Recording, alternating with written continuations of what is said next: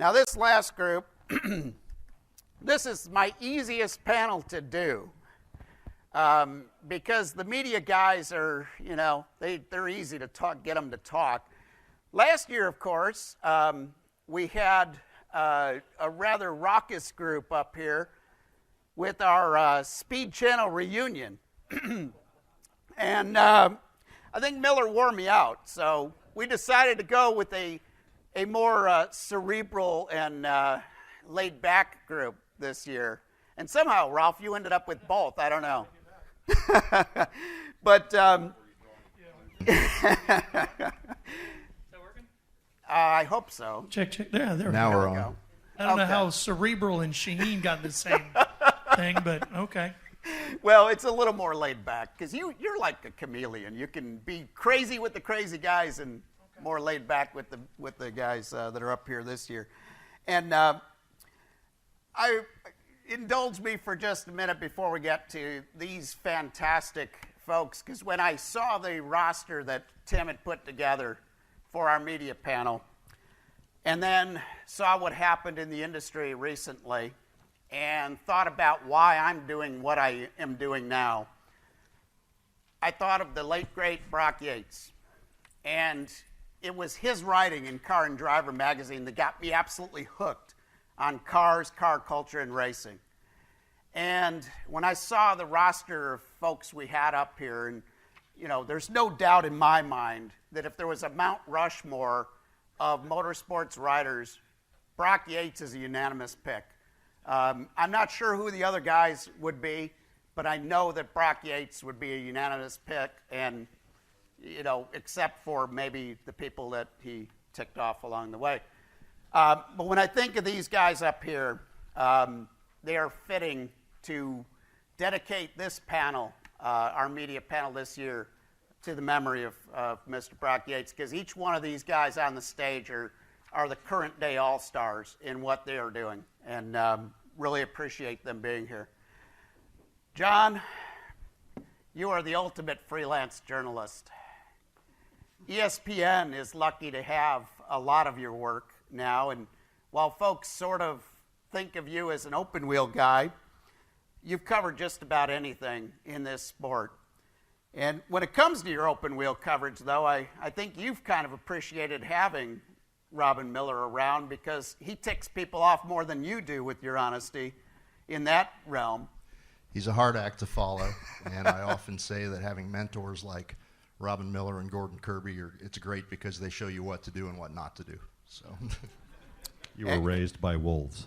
There you go, exactly. And when I read your articles on ESPN, because you've been covering this thing called NASCAR, which I didn't even know you knew existed until recently. And it has been a surprisingly enjoyable experience. So there's a surprise for all of you. There's your scoop.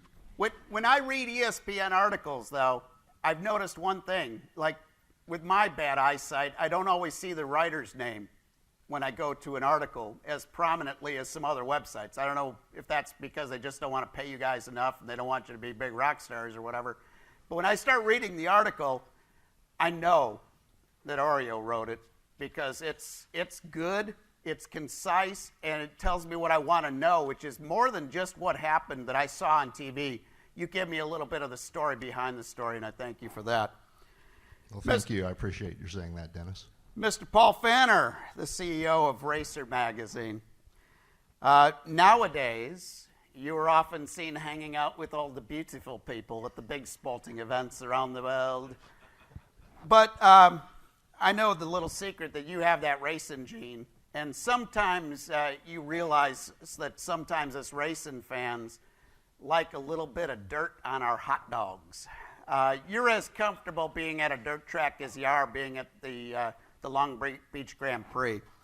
And you've done a fabulous job in this world. I am so critical, and now I get on my soapbox. Of course, that helps with my height a little bit. In this era of journalism, there are so many people that, I swear to God, all they do is cut and paste a PR piece and call that journalism. At Racer, you have the old school style of journalism, the articles that are telling me everything that I didn't know went on behind the scenes at a particular event from all forms of racing, and you do it in this new media environment. So, Paul, fantastic job of what you do at Racer, and thank you for joining us today. Well, thanks. I do have job security, though, as the Robin Miller complaint hotline operator. So, And Mr. Ralph Shaheen, we really appreciate your support of RTBC. You have been with us from the beginning. I think you've got perfect attendance here with us. I think you've been to all of them now. I think so. And now that Rittenberry's not here anymore, I guess I get to carry that on. And that's why we Hey, got you a look at gold that. star. Fantastic. So congratulations for I'm perfect attendance at I'm RTBC. taking a picture of this and I'm sending this to Rittenberry so he can sit there in his new job in Kentucky and wish he was here. I had one for Jason, but, just It's all right. This Didn't one's do it. mine. you But, need a gold chain to go with that. Yeah. Well, hey. So, Ralph, you got me hooked.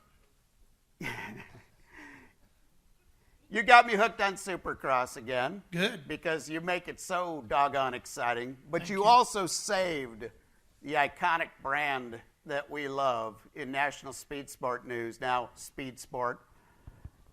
You saved it from the dustbin of the past. And you're doing a great job of carrying on. I know that the reason you do such a good job is because you know Chris Economaki, you'd come back from the dead and kick your ass if you didn't. Yeah.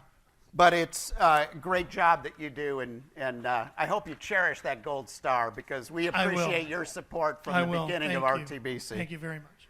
All right, so guys, you heard in the past group that I like to be, always wanted to be a game show host. So I'm going to toss this out. You guys can arm wrestle over who gets to start it. Have race fans changed over the years, or just the way we consume media from y'all?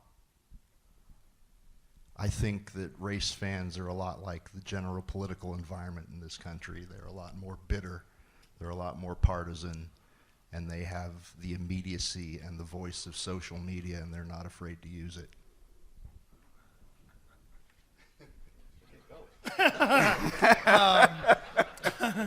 I would say that I think, depending on which genre of the racing world you're talking about, the fan bases have changed.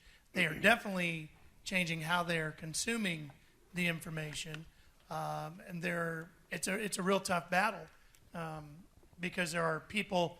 I know Paul's seeing this too. There's people that still want a magazine, and there's people that only read things on Twitter. So there's some challenges in there as to how we get that information to those different demographics. Let's start a Twitter zine. Twitter zine, I like it, yeah. 140 characters per page, Oh, my goodness. plus pictures. And if you could embed video, that'd be even better. All right, guys.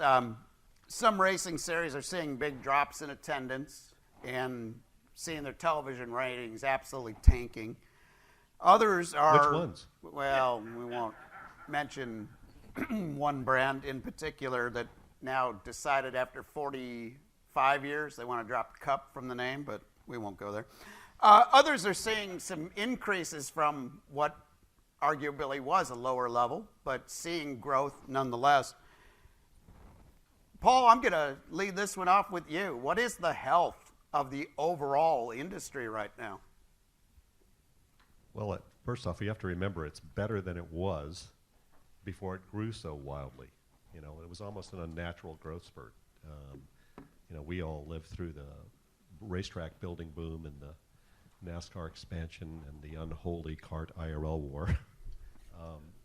But when you think back, we overscaled the business, and there was almost denial of the changes coming in media distribution and social media and the power of the audience. And I think along the way, those that ran the sport really forgot that the audience owns them.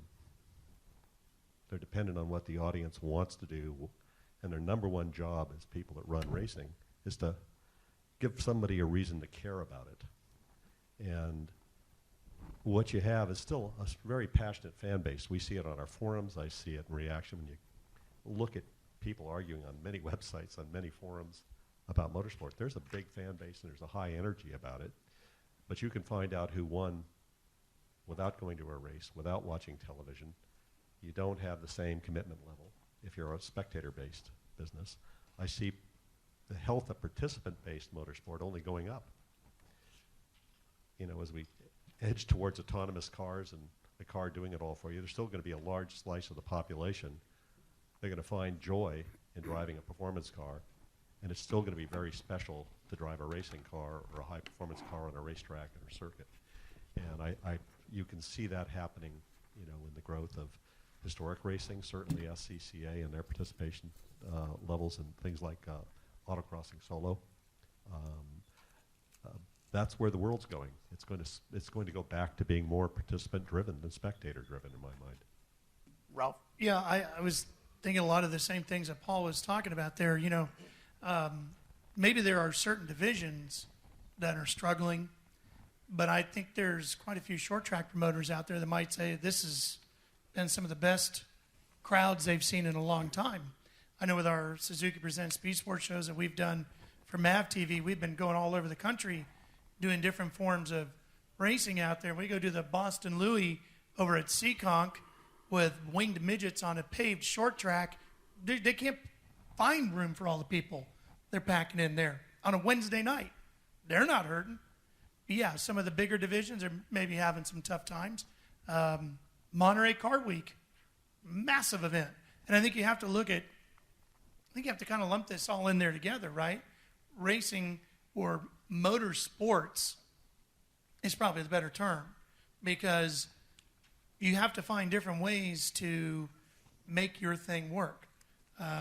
Every time Ken Block goes off and does a Gymkhana video, he's not having any problems, so he's doing something right. Then maybe something some of the others need to take a look at. Supercross isn't struggling, so what are they doing that as a promoter you're not, or as a sanctioning body you're not? John? I think it's pretty clear if you just watch on television, if you're among the people still watching on television, that NASCAR's had a slump in attendance. Formula One attendance looks to be down.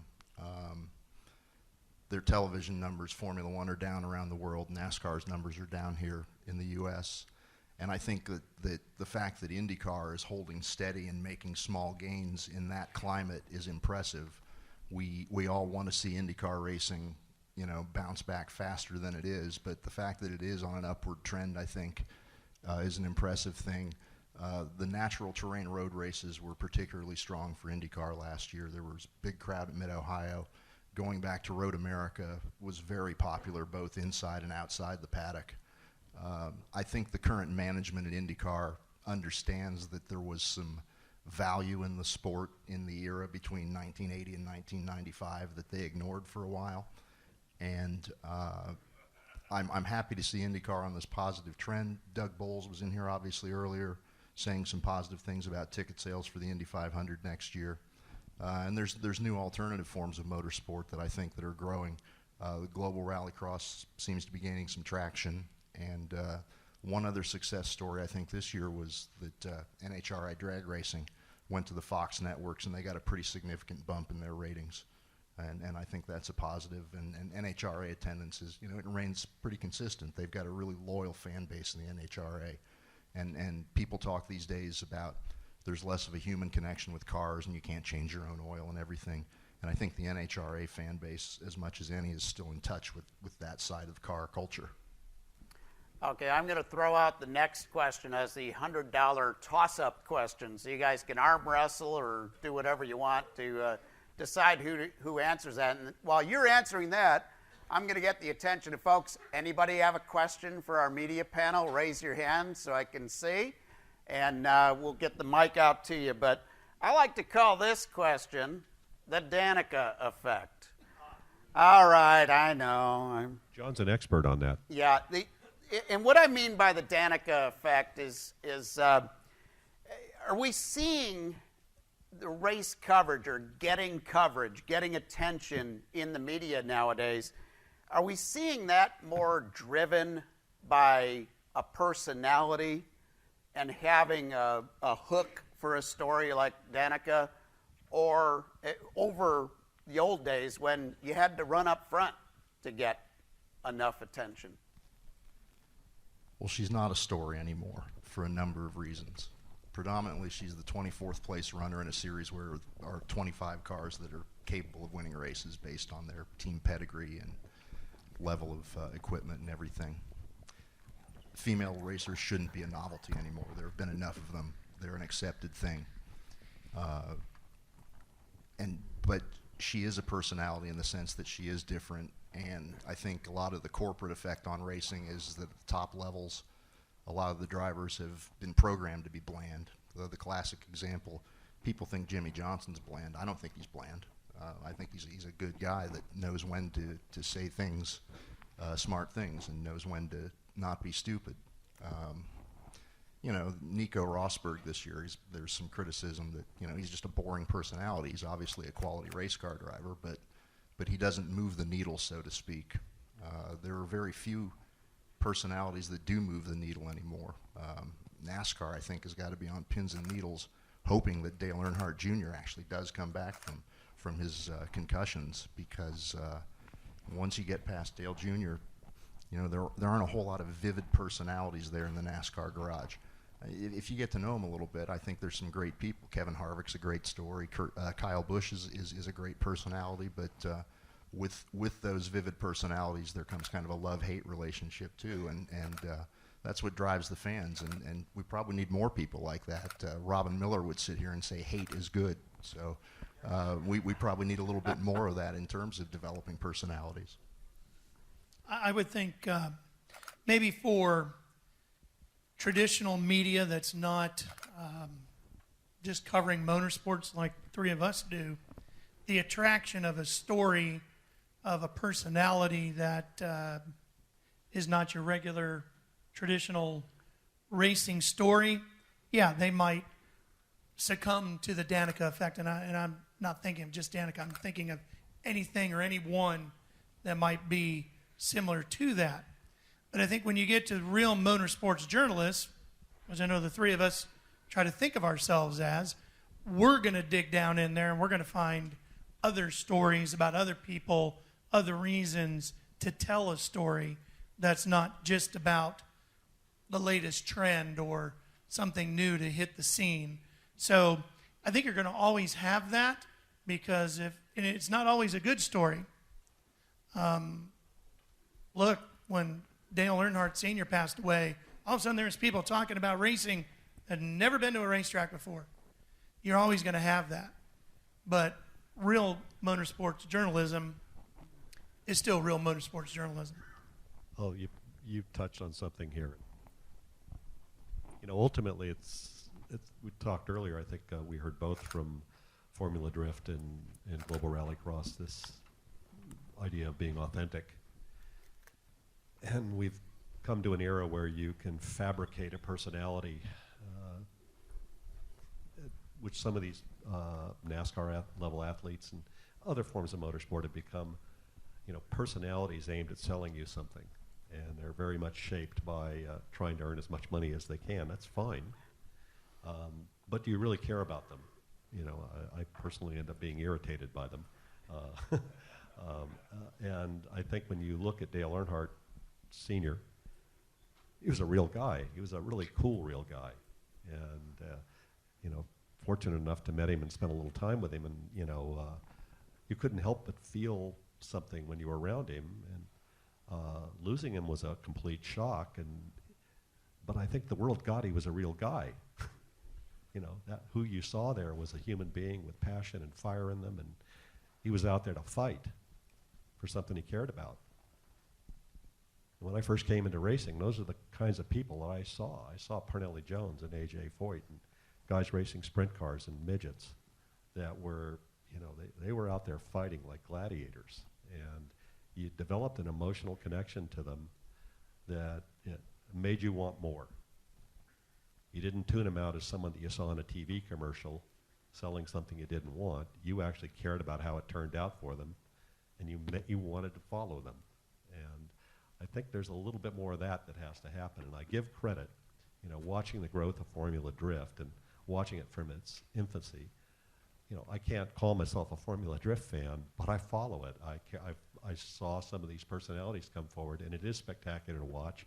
You see the passion. You see that there's a heart in it when the people are competing, and there's something kind of raw and familiar about it I don't see in other forms of motorsport.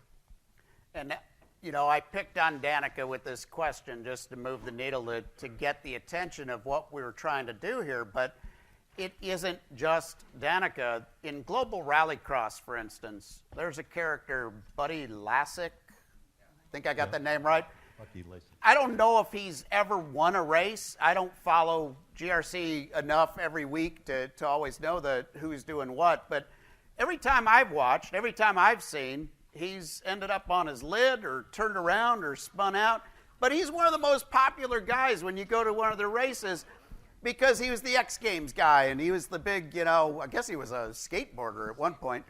And he's just Mr. Personality, everybody wants their picture with Buddy, and he has never done anything in GRC, but he'll be there till, the end of time because he knows how to market himself as a personality. And there's just a bunch of folks like that in racing now where they may not be the best racers, but boy, they sure understand the marketing side of things. Yeah, but I'd say one thing about him is he competed in the sport before coming to four-wheeled motorsport. He was in four-wheeled sport before, Yeah. where you couldn't hide. You had to actually go do it. You had to do amazing stuff. And he was scary great stuff. in that. Yeah, he was fantastic absolutely at it. phenomenal. And, he legitimately earned a following, and, more power to him to taking risks and coming out and doing this. And he is interesting to watch, and he is a big personality, but he actually does something really important. He represents those who follow him. Most definitely. Double D, I think you have a question for me in the back.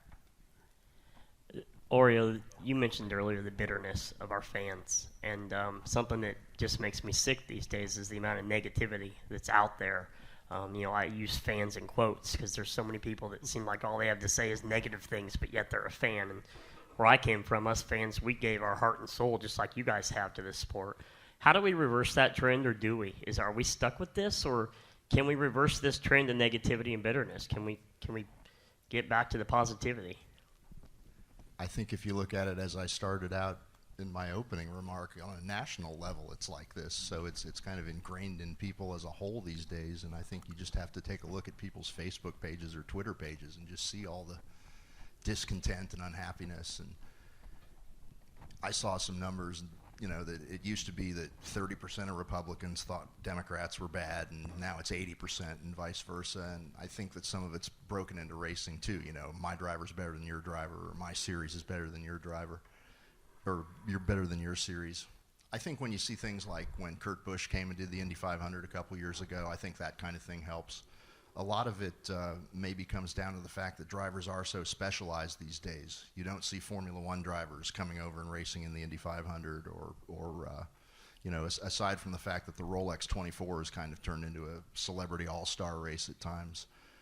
There's not a whole lot of mingling among groups in the sport, and I think that would, more of that would encourage things. If NASCAR drivers would come run an occasional IndyCar race or vice versa, it would open those audiences to see these drivers and say, hey, that Kimi Räikkönen guy, he's pretty interesting. He'll kick back a vodka after the race. I can relate to that. He does it before the race. I think in this era of keyboard warriors, you are going to always have that from here on out. Okay? They have more opportunity to make themselves appear relevant by just being that hater out there trolling whatever. Okay? Now, you notice most of them hide behind a fake name, yeah, too. they're not coming out to see, so. The name is memorized. Well, you're doing something I'm not doing, and that's paying attention to them. That's what you have to not do. I run the But just complaint hotline. Let it roll up. Now, to add to that, one of the greatest lessons I ever got on that took place at Cedar Rapids, Iowa, Hawkeye Down Speedway, mid-'90s, ASA race. Mike Eddy, Herb remembers all this, Sandy does too. Mike Eddy, Bob Seneker, just hammering on each other for 300 laps. End of the race, Eddy wins. I'm standing in Mike's pit talking to him, And here comes these 3 or 4, they'd had some fun, Bob Seneker fans. Seneker T-shirts on, and they stood there for 5 minutes reading Mike the Riot Act, telling him everything he did wrong that night, and they can't believe that he ended up winning the race. And then they walk off. And I look at Mike and I go, wow, that's kind of crazy. He just laughed. He's got the trophy sitting right there in front of him. And he says, you know what the great thing about that is? I go, what? He goes, well, they're standing there in Bob Seneker shirts, and for 300 laps, they watched my GM Goodwrench car go around this racetrack. They paid no attention to the guy they came to see. They watched me all night. And my job is to get GM Goodwrench exposure, and it worked. Exactly. So I remember going to the Indianapolis 500 this past May, and there was 400 and some odd thousand people who were really having a great time. And I'm sure a whole bunch of people that keyboard warrior about it on Monday. But you know what? Yeah, It was a Gordon great Kirby's day. like, look, there's 3 was a- empty seats in turn 3. Yeah, but it was a, There were I mean, it was 4, a actually. great day, right? So you have to take some of this for what it's worth and deal with some of these people for what they're worth. Do your deal. As long as you know you're doing okay, move on. Well, you raised some good points here, but I think ultimately, let's remember what motorsport's about. It's about conflict resolution. We're there to find out who's faster, better, smarter, As dumber. a quick, Yeah. as a final point on IndyCar racing, there's still people that are pissed off about 1979. There's still people that are pissed off about 1995. There's still people that are pissed off that the kart guys came back in 2000. I mean, it's just, you've got so many groups of pissed off people. And at one time I thought, well, man, people want accountability. Maybe Tony George just needs to apologize, but I don't think that's enough anymore. So. We Yeah, we refer spent- to it as the lawless tribal regions of Kartganistan. Yeah. But now they just got more avenues to vent that, you know, outside of doing a letter to the editor, now they can do it in a lot of different ways. For as long as I can remember, through all the forms of the sport, there have always been heroes. And all of those heroes, in my opinion, were created by you. The media creates heroes and villains. What do you think of that responsibility, and how do you see that going forward? I say if you look at some of these non-personalities like, dare I say, Alexander Rossi or Nico Rosberg, how the hell do you make a hero out of those people? They drive a race car fast, but there's nothing else that distinguishes them from another guy that drives a race car fast. And in today's cars, you don't see the people. You don't see them working the wheel. You see a helmet. In Formula One, you don't even see a car number anymore. I mean, it's hard to humanize these guys unless they have something to say, and they're programmed not to have anything to say. So it's kind of a tough situation in that regard. Well, think about it. Nico is now a hero for people who want He to is. find a space safe. Nico space Rosberg, safe greatest space. thing ever. Yeah. Greatest thing ever. No. No, I mean That took the courage. respect. Okay, I don't want to say I didn't rate the guy as a racer. He was a 9 out of 10 racer. He wasn't quite as good as his teammate, I didn't think. But the courage it takes, you finally beat that guy for the first time in 18 years. You've reached the top of the mountain, and you're honest enough to say, "Look, I'm walking away. It was great, I thought." Yeah, and also, he had to do it on the racetrack in the race car. He had to actually do it. He wasn't getting paid to pose for ads. I would add to that, David, that they make themselves a hero. If we do our job, we can help tell the story, add color to the story, and push the story out to more people. Mark Marquez makes himself a hero. Okay? Yes, he does. When he's leaned over at 60-plus degrees, leaving nothing but black marks from the front wheel and the rear wheel, I'm not doing anything. He's doing everything. The fact that he's on television all around the world, and then we write about him or add to the commentary, that helps pass the story along. Now, you don't have to be Mark Marquez and be racing in MotoGP. I've seen some midget races and some sprint car races this year, Knoxville being one of them. Jason Johnson, oh my God, what a day. What a story that was, right? So there's a legendary story that's now out there, and hopefully Speed Sport and Racer and ESPN all helped push that story out there further. To John's point, you can't see some of these guys, but I can, in some of these other forms of racing, see exactly what the guy's doing.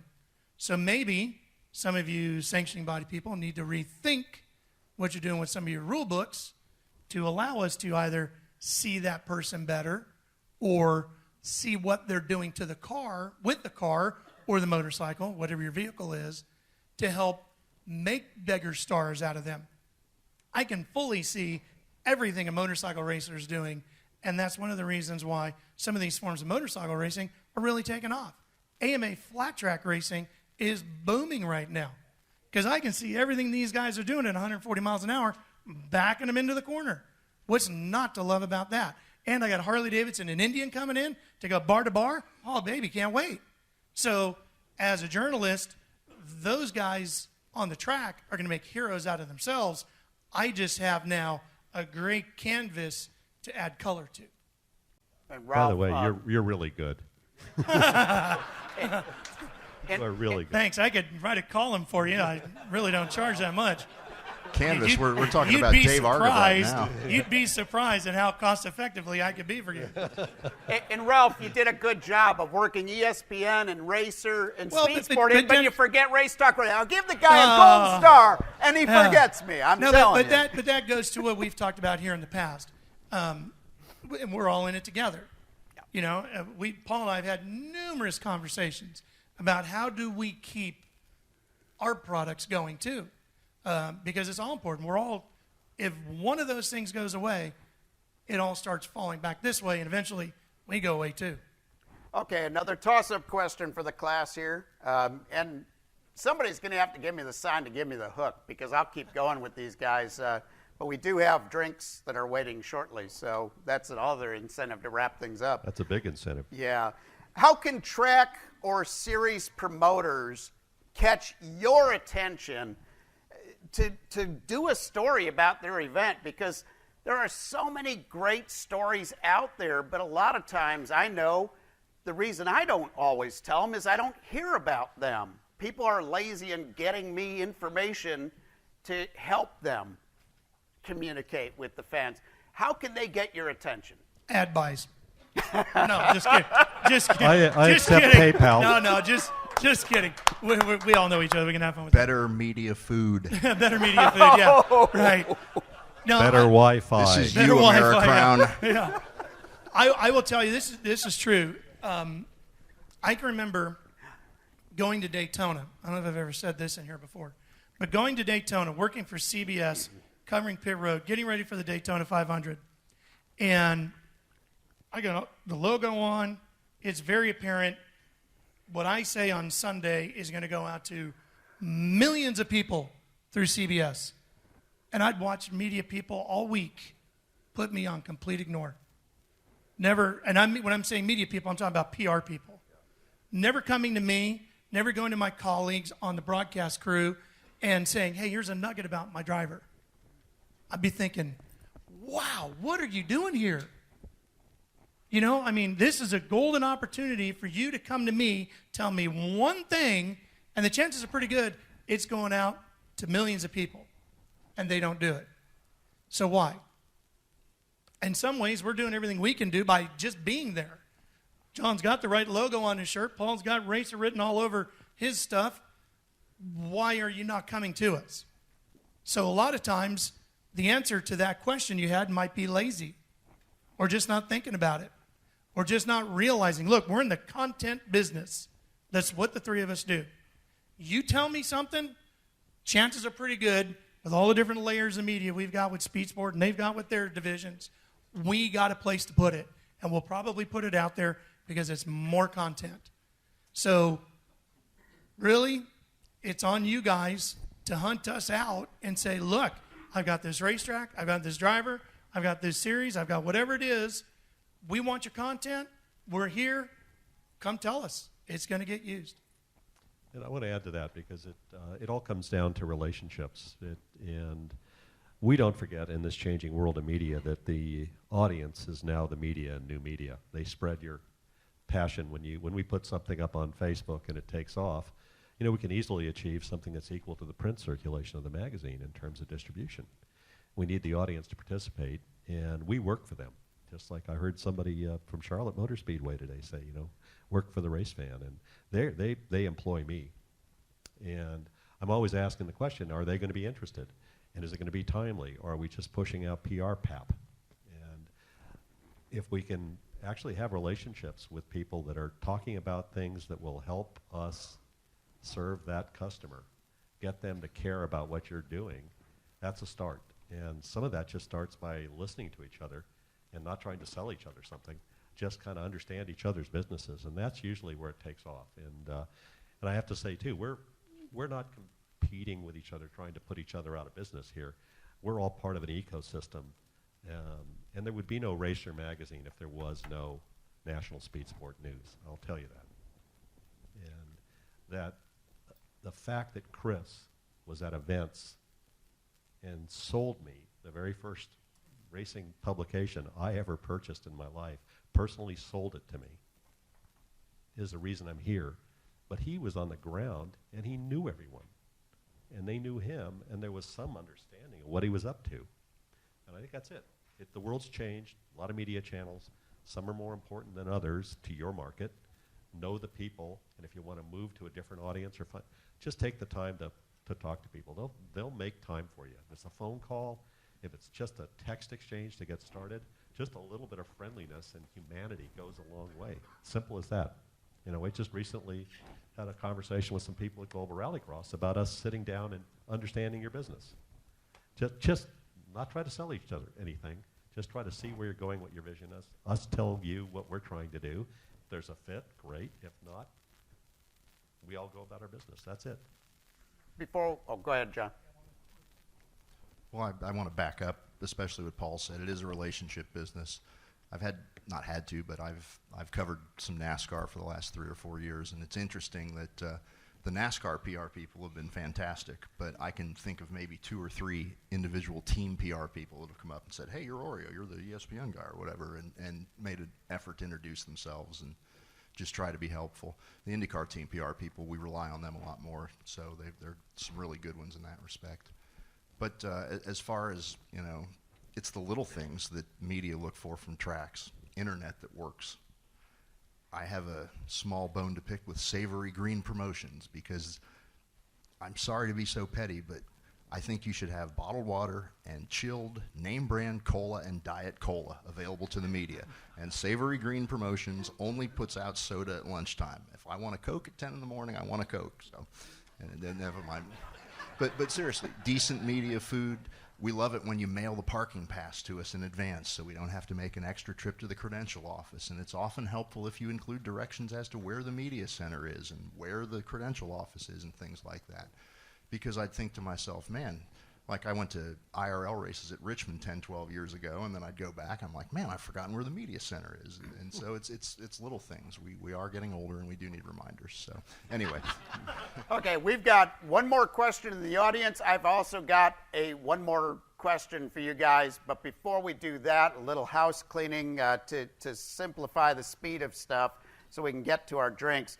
Mr. Jackson Babcock from Fuel Tix, if you could come over here by the stage so we can have you give your announcement.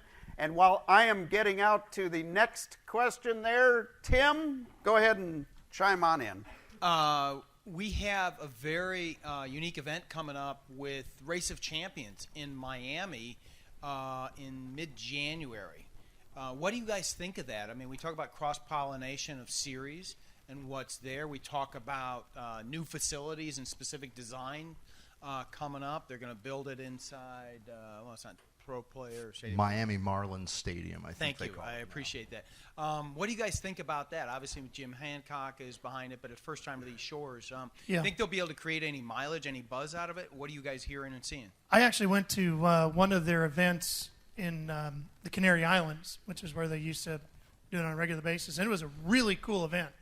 I won't be able to make this one due to other Supercross schedules, but I'm going, so I'm available good. to handle Yeah, freelance there you coverage. go. If, I mean, it's going to be. I can tell you that the event that I went to was great. The drivers, the racers were all into it. It has a very festive feel to it. I think it'll do well down there. Very obviously, very international city. Perfect venue for it. I'm looking forward to it. It's the first time it's been staged in the U.S. I've applied for credentials. I hope I get approved. But I'm planning to go and provide coverage, and I think I'm looking forward to seeing guys like Sebastian Vettel interact with Ryan Hunter-Reay and Juan Montoya and Kurt Busch and people like that, because I think that there is a chance, if you're a Kurt Busch fan and you see that he's made friends with Nico Hulkenberg or whatever, that there could be some cross-pollination of fans, and particularly, I don't know what the worldwide TV situation is, but these events are a lot of fun. It's nice to see guys in a more, obviously they're still competitive and they want to win, but it's nice to see them in a more casual environment where they're slightly more relaxed than they would be at their normal day job. Yeah, I've been to 2 of them, and in Paris, and the highlight of my life was being Jeff Gordon's ballast when he defeated Sebastian Bourdais in France, and hearing everyone boo as we took the victory lap. Yeah. Sebastian Bourdais gets booed everywhere. Yes, that's true. But I have to say one thing that you do that really was inspiring, and this is something we touched on earlier, is real racers respect each other. They admire each other. They're really anxious to meet each other and compete with each other. And we had a time and a place where they were able to in the past, and you had such an eclectic mix of competitors, from Travis Pastrana to Michael Schumacher, and each and every one of them is really special. And seeing them in the competitive environment, where they're really competitive and they want to kick each other's asses more than anything, but seeing them socially and interact with each other, and just the joyfulness and being in the presence of someone they've admired from afar and getting to know them is actually what the sport's about. It's the essence of what this is about. And there's nowhere to hide. Either you can do it or you don't. And that's what racing's about. Yeah, I got the flip side experience in the Canaries. I rode with Casey Mears, and we rode off a car. And, Awesome. From what I can remember, it was pretty spectacular. But anyway, go ahead, Dennis. There's a new app for concussions. You want me to get? Yeah, Ronnie Ball, I have a program called the Contingency Connection, representing 50-plus racetracks nationwide. That wasn't a plug. I have a question for John. I think you had a stupid button with me when you said people don't ask you or approach you with content. My tracks provide me with press releases on their races, their events last weekend, and we have Performance Business Media doing our email blasts, and we let the industry know. Are you telling me if I send it to you 3 guys that it might find its way to your books? And if so, can I have y'all's cards? Well, I can't speak for the other 2, but I can tell you with us, we're looking for all the results we can get a hold of. Obviously, that's a big part of our website and the stuff we do every day. Features on drivers, and we find out who's running well and winning, and starts racking up totals. That inspires us to reach out and do a story about that person. But if we don't know who they are, what they're doing, there's no way we can know. And I'll give you a card as soon as we're done here. Same here, and we've set up an RSS feed on our website called Press Room, just to keep all of these press releases coming through, because we don't have an infinite staff, and you can produce an infinite number of pages on a website. It's just they are all working sometimes 10 hours a day to make it happen. But some of it's just a direct electronic feed, and we can set it up, and we like the content. We know the audience is going to want it. We've helped and worked with a lot of PR people and promoters to get that content up. And we're always looking to grow the audience and move into new areas, too. So it's something we sit down and talk about in our weekly meetings. And we do have automatic ways of doing it. I did have a radio guy up in Milwaukee that I do a lot of work with, and I contacted him about a young racer I was doing the PR for, and he told me, nobody reads anymore. So you got to hit it with that headline in that PR piece. You got to tell everybody what it is, or you got to find a more creative way of reaching out to these guys and catching their attention, because they will get a gazillion emails in the course of the week. I do the same thing with a lot of racers that are hitting me up for attention, and it takes them a few times of doing it unless they have a headline that really catches my attention. Last question for you gentlemen. Just like the track promoters and series promoters out here in the audience, nobody's doing this to get rich. There's easier ways to make a buck.